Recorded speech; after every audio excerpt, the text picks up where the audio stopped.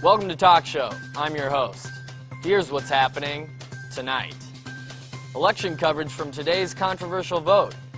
We'll be here to see the results after the world makes the biggest decision in a century.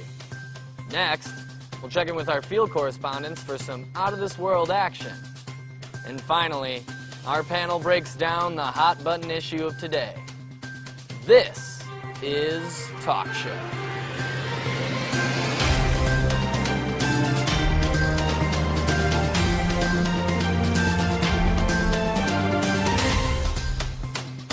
The age-old question, cats or dogs? Today, we're going to settle that debate. In our world's fourth global vote, turnout has been higher than ever, with people rushing to the polls to make their choice.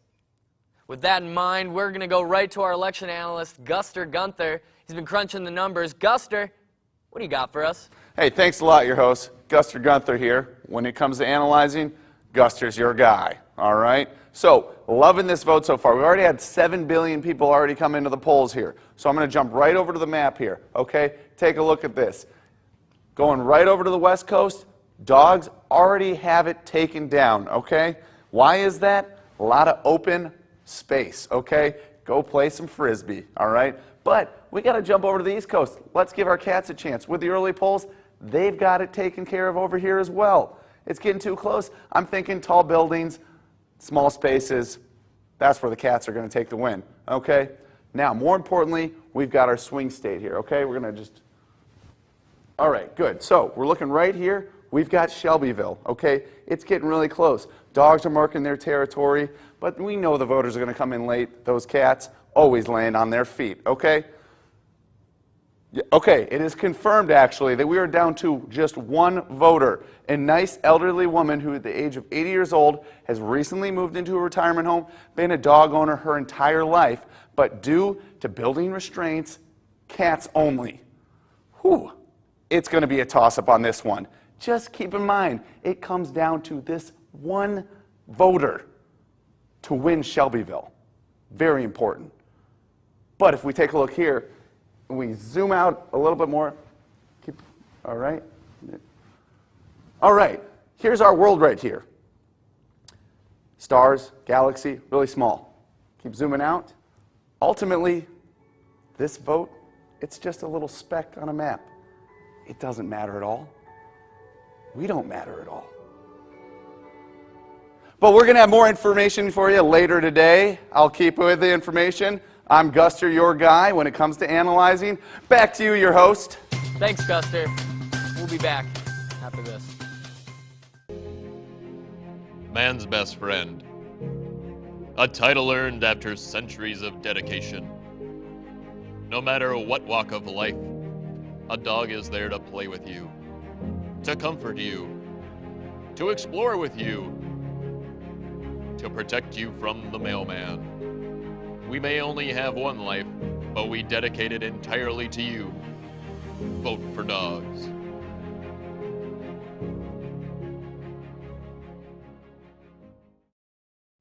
Welcome back to Talk Show. I'm your host. Right now, we're going to go live to Troy Magoon, who's got a developing story on a UFO sighting. Troy, what do you got for me? Thanks, your host. You know, you just missed the UFOs. We had 2 flying saucers circling this field for about an hour or so. History has been made today. They've left. We're not sure where they've gone. We hope they come back because I want to find out the mystery behind this. You know, there's hundreds of eyewitnesses in the area, and they're telling me that they're feeling some sort of unease from a noise that's been made. I'm not sure what this is or why they're here, but this is really a developing story and something we're going to keep an eye on for the rest of the day. Okay, so there's no UFOs now, and we do have another developing story here with our own Steve Flanagan. Steve, I'm hearing about a car accident on Washington? That's right, your host. I'm here at 2nd and Washington, where at about 5:30 today, a semi swerved wildly across several lanes of traffic, almost hitting multiple vehicles, including a school bus. Steve, sorry, just to clarify, did this accident actually happen? Well, no, it didn't actually happen. But I do want to stress that it was so close to happening that it's worth mentioning. That is interesting, Stephen. I do want to hear more about that, but I'm hearing the UFOs have returned. Is that right, Troy? You're not going to believe it. You missed them again. The 2 UFOs came back and were hovering above us. They seem to be scanning the area, and I'm pretty sure it has to do with this. I was walking the field, and I found what appears to be alien technology. I have no idea what this does, but it definitely seems... Yeah. Thanks, Troy. Let us know if you find anything noteworthy. But I want to get back to Steve. Steve, I just got to know, how many people would have died, you know, if this accident actually happened? That's a good question, your host. But basically, you have to use your imagination. Just picture this here. 5 to 8 vehicles piled up. Smoke and flames in the air. Burnt rubber on the street. Crowds of onlookers gathering to gawk at the wreckage. That's what it could have looked like had this accident actually occurred. No, but we weren't so blessed today. That would have been a much different report, wouldn't it? Would have given us something real to look at.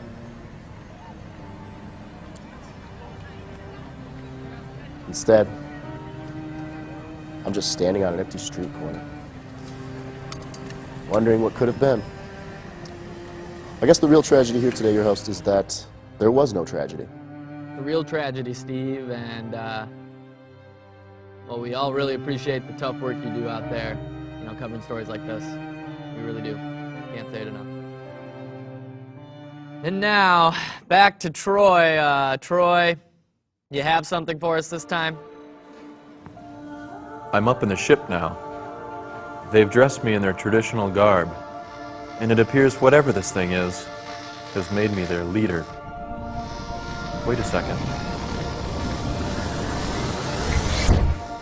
I've just been communicated the fate of our dear world, and I'm sorry to tell you this, but I'm going with them. Bye now. Thanks, Troy. Interesting stuff. We'll be right back after this break. Man's best friend? Why vote for a pet that doesn't believe in gender equality? Dogs have been the enemies of the people since day one. Don't let the fake news media convince you dogs are on your side. Fact. Drug-sniffing dogs are all around every airport in the country. But why do dogs know what drugs smell like? Pretty shady if you ask me. Don't trust a pet that sniffs other animals' butts. Vote for cats. Have you worked up a big league hunger? Is that belly growling after a hard day on the yard? Johnny QB here. Huddle up, kids. It's snack time with Johnny QB's BBQ QB. Made from 100% venison meat by a deer that I hunted myself with a bow and arrow. Covered in barbecue sauce, which is just ketchup and brown sugar. They sell them at the game. They sell them outside the game. They sell them everywhere because they are delicious. Put them in your mouth. The best snack, the best meal, the best dinner, the best breakfast. They are the best. 100% protein, 100% good for you. Who wants QBs? Johnny QB's BBQ QBs are great for birthday parties, graduation parties, bachelorette parties. Johnny QB BBQ QBs do have nutritional content that I don't want to talk to you about. They're good. Profits and proceeds go to my second ex-wife. That's right, don't break your fingertips, because you know I throw them like I like them. Eat them, and you're going to be doing a touchdown dance. Always be a hero.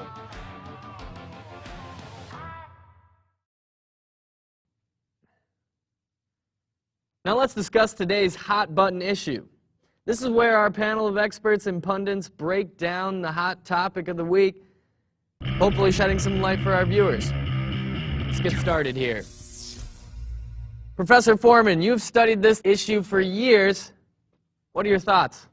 I have long been a proponent of this very measure. If you look at the pertinent data, you will see that across all sectors of the economy, all demographics will benefit from this. It is a political no-brainer. as everyone will be wanting to get behind this exact policy. All right, okay. Congressman, anything to say?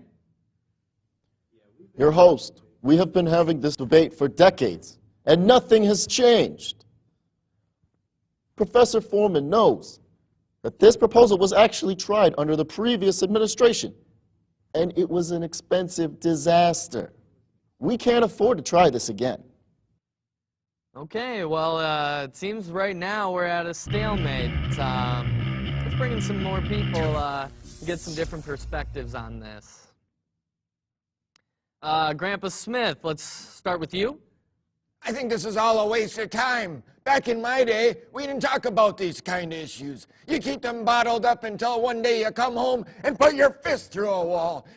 Anyways, I support this initiative. Okay, I'm guessing you disagree, Trevor? First of all, that guy needs to take a chill pill. And you know, opinions are just like a human construct. And I'm not a construction worker. I'm just a person. You know, if there was no conflict in a perfect world, we wouldn't have an issue to talk about today. You know what I mean? Enlightening stuff, Trevor. Let's expand our panel again here to get more perspective on the issue. Thanks for having me on to talk about this very important matter, which I strongly support. I take this issue very seriously, and I hope that others do as well. Now, my reasons are...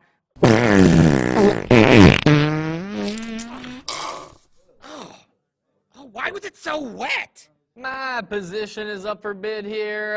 We have 504, 504, 54, 600 again, 66, 704, 704, 800 again, 8.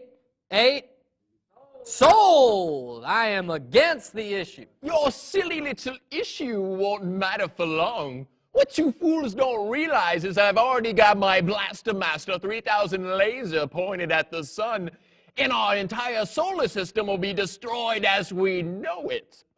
So, I'm sorry, but are you for or against the issue? Well, I suppose if I had to choose a side, I'd be against. No, I'd be for the issue. Thank you. Last but not least here, Spicy Jack, good friend of the show. What do you think, Spicy? Yes. Exactly. I'm sold. That's a good point. That's a fair point. That's great. I've been saying it for years. All right, we're gonna go into our next round here. First up, we've got Screaming Guy. Screaming Guy, what's your take on the issue? I thought you might say that. Mount Kilimanjaro? Whoa! You know what that sound means. It's our lightning round, folks. We're going to bring in all of our experts, our entire panel in, and we're all going to talk at once here. We got to get all of our points out. Let's go right now.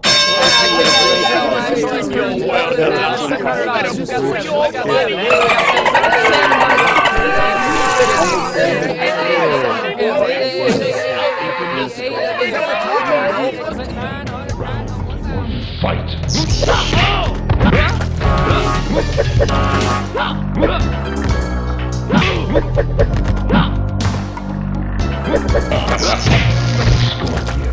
wins.